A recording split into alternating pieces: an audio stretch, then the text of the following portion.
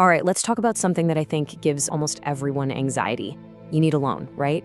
But you're terrified that just shopping around for the best rate is going to ding your credit score. It's a huge worry.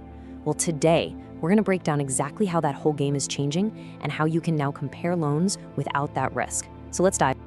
Just think about it for a second. Maybe you need some cash fast, or you're just trying to be a smart consumer and compare interest rates. But you find yourself hesitating. You don't even want to fill out the application because you're worried it's going to knock a few points off your score. It's a super common fear, and honestly, it's been a valid one for a long, long time. Yup, for years, that fear was totally justified. See, the old way of doing things involved something called a hard credit pull or a hard inquiry. And what that meant was every time you applied, damn, a new inquiry got stamped onto your credit report. And yeah, that could absolutely lower your score, even if you didn't get the loan. But here's the thing, and this is the good news. The entire lending landscape is changing. We're seeing this massive shift, especially looking ahead to 2025, where a whole new method is taking over. And this new way, it makes the entire process so much safer for your credit score. So, what is this magic solution? What's this new, better way of doing things? Well, it all boils down to one simple but really powerful idea: the soft check. Okay, so what in the world is a soft check? The easiest way to think about it is like a quick, informal peek at your credit. It's just enough for a lender to verify, that you are who you say you are and to get a basic feel for your financial health. And the most important part, it does all of this without leaving that nasty formal inquiry that dings your score. Let's break down what really makes a soft check tick. First and foremost, and this is the big one, your credit score is completely untouched. We're talking zero impact, nada. And get this, it doesn't even show up as a loan inquiry to other potential lenders, so you don't get flagged as someone who's frantically applying for credit everywhere. It's really just for that initial stage, for pre-approvals, and to see if you're even in the ballpark. Now, this all sounds fantastic for us, right? For the borrowers, but you might be wondering, why are lenders suddenly getting on board with this? Well, it's not just out of the goodness of their hearts. Turns out there are 4 really big reasons driving this whole trend. First up, reason number 1 is just pure, unadulterated speed. We live in a world where we expect everything instantly, from our food to our movies, and finance is finally catching up. Soft checks can be totally automated and give an answer in seconds, which just massively speeds up the whole procedure. Reason number 2? Well, it's just smart business. It's way more customer-friendly. Lenders finally figured out that people are genuinely scared off by hard inquiries. So if they offer a way for you to check your options without punishing you for it, guess what? Way more people are gonna apply. It's a win-win.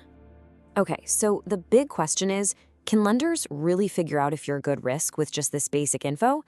And the answer, surprisingly, is yeah, they can.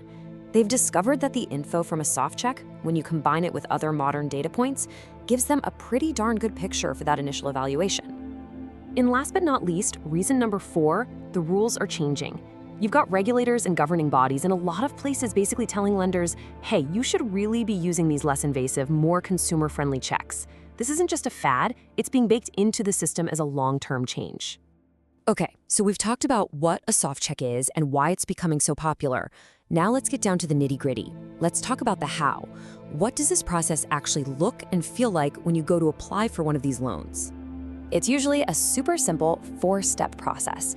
First, you fill out a basic online application. It's quick. Next, the lender instantly runs that soft check we've been talking about. If you pass that initial screening, boom, you get matched with potential loan offers. And the last step is usually just a final, quick verification of your income or bank account, and then the money is sent over. And here is the real kicker. A lot of the time, a hard check is never even done. So this brings us to the most important part, the big takeaway. Let's put these two things side by side, soft checks versus hard checks, and really nail down who stands to gain the most from this big shift in the industry. So who is this really for? Well, it's a huge deal if you're the type of person who wants to shop around and compare different loan offers without collecting a bunch of hard inquiries. It's also an absolute lifesaver if you're trying to rebuild your credit and every single point matters. And, for anyone getting their first loan, or if you're in an emergency and just need things to move fast, it's a total game changer. Okay, let's just lay it all out, nice and clear. When we talk about credit score impact, for a soft check, there is none. For hard check, you're looking at a temporary drop. What are they used for? A soft check is for that pre-approval phase, while a hard check is for the final official loan decision. Speed. Soft checks are instant, hard checks are way slower.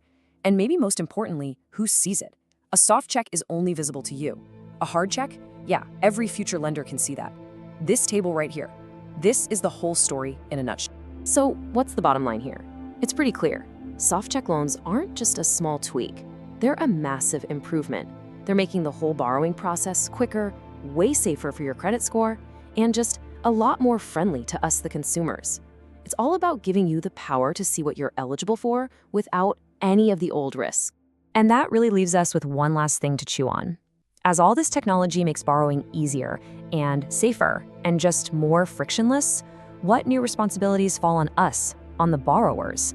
How do we make sure we're still making smart, responsible financial choices when the barriers are so low? It's definitely something to think about.